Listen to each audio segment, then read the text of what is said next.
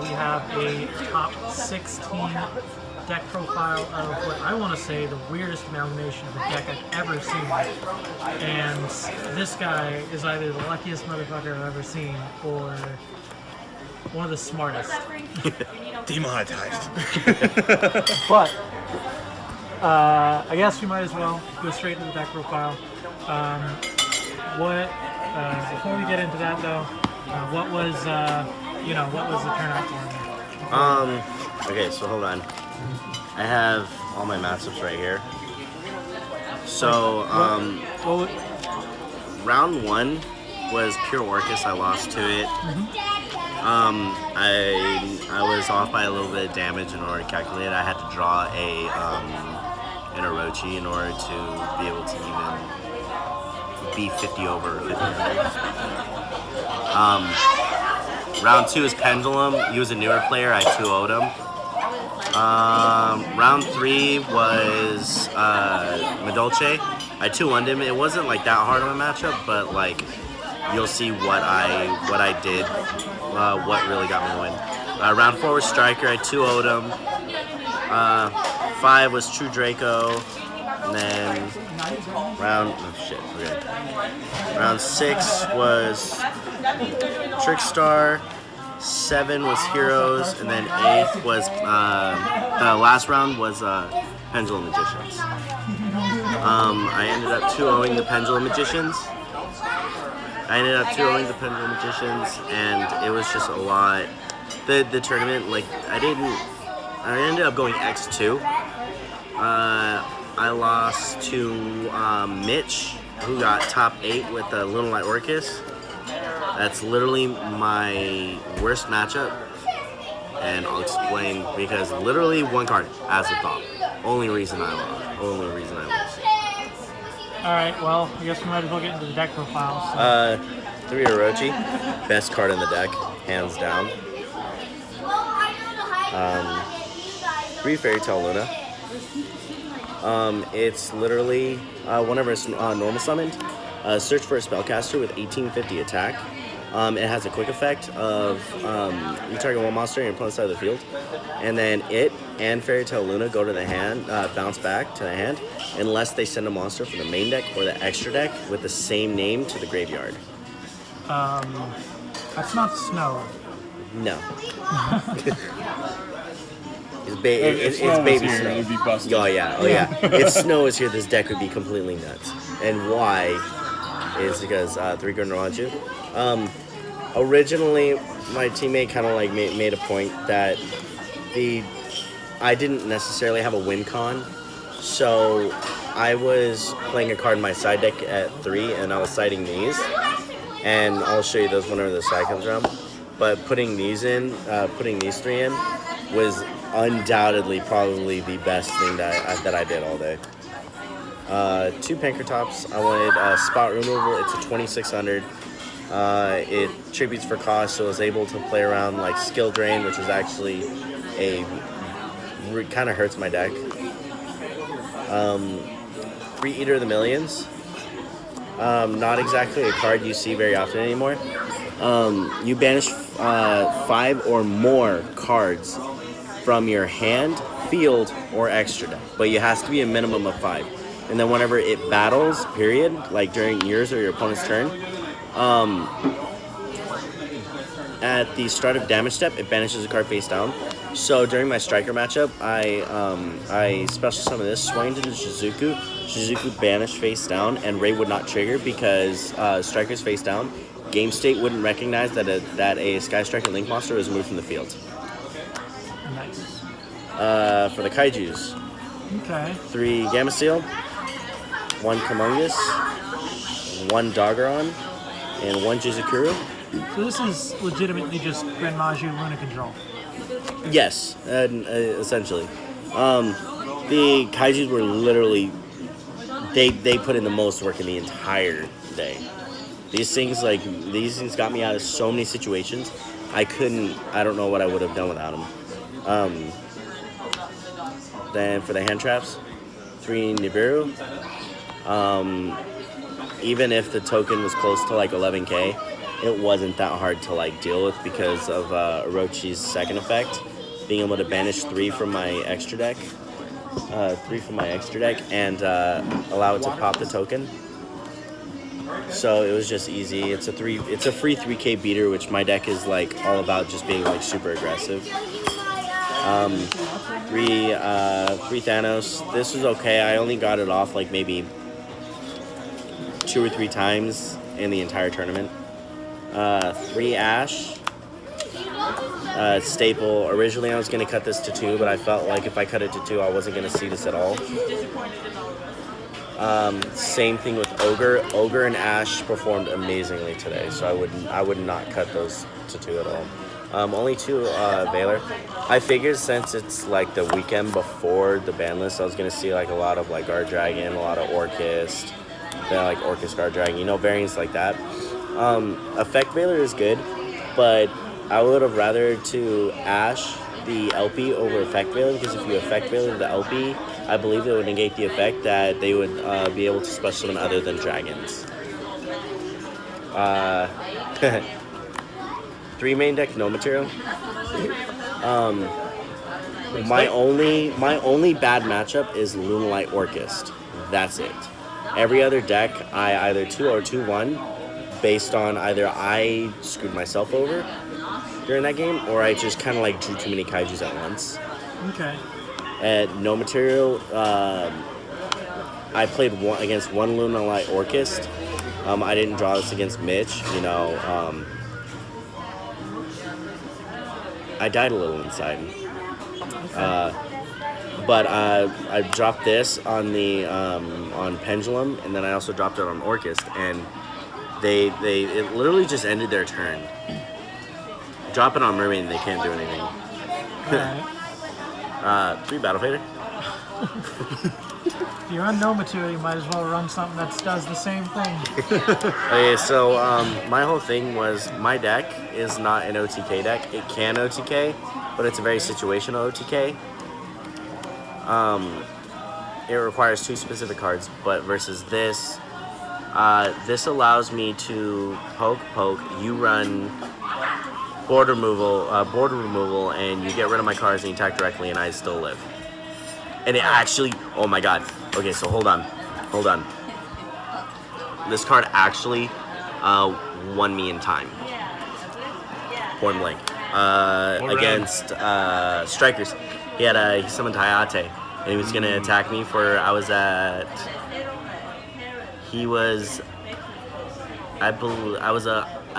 like 13 ahead of him. 1,300 ahead of him.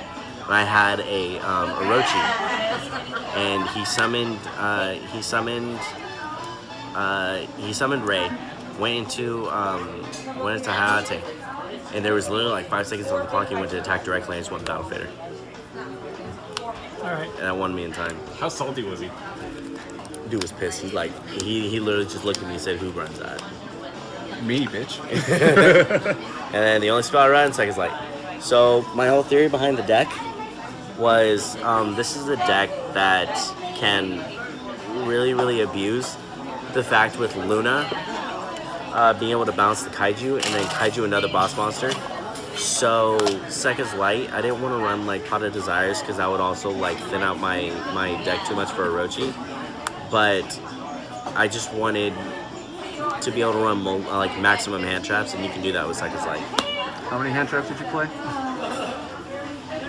A shit ton. 3, 6, 8, 9, 10, 11, 12, 13, 14, 15, 16, 17, 18, 19, 20. 20 hand traps. Half your deck. Yeah, I ran 43. It's a little under half. Wow. You put those no materials in last, and it made it 43. Huh? No, the Second's Light was 43. Oh. I took out the 3 ghost spells. So, originally I took out the ghost spells for the DD Crows, but then I took out the DD Crows to keep the no materials in. Okay. Let's see that. Originally, when me and my co-captain here were building, it was 45. So, and then we cut it down to 43 by taking out the DD Crows. Okay. For the extra deck, 1 Diflexor Chimera. I kind of figured I'd see Salad or some form of Cybers. This also makes my monsters Armades. Tech Mega Fleet. I was expecting Cyber Dragon Orcus, didn't see one. I was expecting Cyber Dragon, didn't see one. Dragostaplia. I was expecting Thunder, didn't play one. So I'll show you. I run Predaplant, Dragostaplia, Starving Venom, and then Predaplant, Trapalverdum. So I run these three specifically for the situations of Thunder where they have Titan Colossus. This is if they have Colossus, and this is if they end with Warlord Colossus. So it's for those specific situations. I don't use my extra deck a lot, so I figured I could be able just to cover all three, the full spectrum of them. Link Kribo, Battle Fader's a level 1. This deck becomes amazingly consistent whenever Relinquished Anima comes out, because you attack with Battle Fader, I drop Battle Fader, and then I kaiju your monster in front of the extra deck monster zone, and then I go Relinquished Anima with Battle Fader, take your monster with Relinquished Anima. Underclock Taker. Card put in a lot of work actually. I OTK'd with this against a hero player. One Nightmare Phoenix, just generic. Trisbania, thought was against back row decks, but I didn't use it once. BLS used this quite a few times actually. Strikers couldn't out it. Surprisingly, True Dracos actually had an issue outing it. Top launch is Ouroboros. So my thought behind this was, rather than like playing against like Orcus or like decks that had like multiple back row, what was like the main one that we were targeting for the, to banish instead of destroy? It was mainly just Orcus. Yeah, it was mainly just Orcus, and then this also gains 200 attack for every banished card. And whenever a monster is summoned to a zone a link monster points to, this banishes all cards that your opponent's out of the field. It basically becomes a Doesn't fourth it banish Maju. everything? Yeah, I'm sorry. Yeah, it banishes everything. But I don't run back row, so I don't really care. 2 Dingirsu. I will put these to the side and I will explain them. 1 Pain Gainer. 1 Seven Sins. I'll put those to the side and I'll explain those. For my side deck, 2 Denko. This is a control deck, but it's a control deck that Striker, Altergeist, and everything like that really have a problem outing. So against True Draco, I actually ended my board with this, Battle Fader, Luna, and Pankratops. Not Luna, Doggeron and Pankratops, and they had an issue getting over that board. So I was like, okay, I feel pretty safe with just this, and kept on poking. 2 Great Illegal. Okay, so explain this one. So I took this idea from the OCG. When it's destroyed by a card effect, monster card effect, I can target one monster on my opponent's side of the field, and I can gain control of it. So my whole theory behind it was the same theory that the OCG follows, is that the board is Longirsu. This is for pure Orcus. And then, so the board they end is Longirsu, Galatea, Dingirsu. That's like their maximum board, okay? So, Eagle, attack into the Galatea, you take the 300. This is destroyed by battle. You take the Longirsu, equip it, run over the Galatea, deal damage, and then main phase 2, overlay into Dingirsu on top of the Longirsu, sending their Dingirsu. And then after that, you can either, depending on the situation, you can go into Pain Gainer and then 7 Sins. It really varies. But so like the Pain Gainer, that was Dingirsu. Is that how we feel? So like Pain Gainer, like it never really came up, but like so, it's, how to explain this? I'm trying to find like a simple way to explain this. It gains defense equal to the combined ranks of all Xyz monster I control times 200. And then while it has an Xyz material, each time my opponent activates a spell or trap card, it inflicts 600 damage, so also would help during time. And then once per turn I can detach one Xyz material from it and then destroy all face-up monsters my opponent controls with defense less than this. and then you overlay on top of 7 synth, which literally is just kind of like Dingirsu but for itself, and it's a 4K body, and it can banish all monsters on my opponent's side of the field the turn after it was summoned with its just being able to overlay over Pain Gainer. And then, so I sided for going first majority of the time. Triple Extravagance. I didn't want to side for, I didn't want to side Desires because I didn't want to go through my my resources too fast. And I felt like, because I didn't really use my extra deck, I felt like Extravagance was just like a better option. 3 Super Polys. Didn't need to use these at all today. I was very sad, but that's where the fusions came in. Double Twin Twisters, and triple There Can Be Only Once. That's literally my side deck for this event. Well, that's a pretty interesting deck profile in general. Honestly, I don't think I've seen something that would top like this other than the OCG. Got any shoutouts? Yeah, have any shoutouts? Shoutouts to Prank Kids Duelist for uploading this video onto his YouTube. Shout out to the rest of my team, Eagle Factor. Check us out, link below.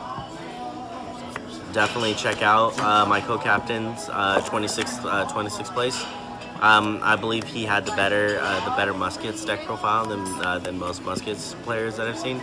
I helped him build it, so I'm a little biased, but honestly, I highly recommend. But just take this deck, build it on Dueling Book, build it on YGO Pro.